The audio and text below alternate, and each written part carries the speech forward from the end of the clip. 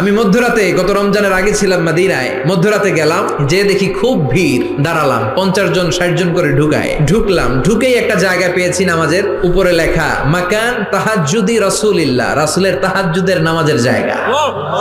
মানে এখানে রাতে তাহাজ্জুদ পড়তেন, প্রাণটা ভরে 2 রাকাত নামাজ পড়লাম। তারপরে আবার প্রথম কাতারে মানুষের সাথে ধাক্কাধাক্কি করে হাঁটতে শুরু করলাম। 1 সেকেন্ডের জন্য জায়গাটারে খালি পাবেন না। হাজার হাজার মানুষ, হাজার হাজার মহিলা, হাজার হাজার নারী পুরুষ সালাম দেয়। হাঁটতে লাগলাম, হাঁটতে হাঁটতে ডান দিকে কিবলা, বাম দিকে রাউদাতুম মিন রিয়াদিল জান্নাহ, তারপরে একটা ছোট্ট ঘর, ওই ঘরে বিশ্বনবীর হাতের বাম দিকে ঈসা আলাইহিস সালাম দুনিয়াতে এসে ঘুমাবেন। ইন্তেকালের পরে ওইখানে হবে ওনার কবর। এরপর একটু আগাবেন, লেখা মুহাম্মদ রাসূলুল্লাহ। সহ্য হবে আপনার? নিজেরা সামলাতে পারবেন?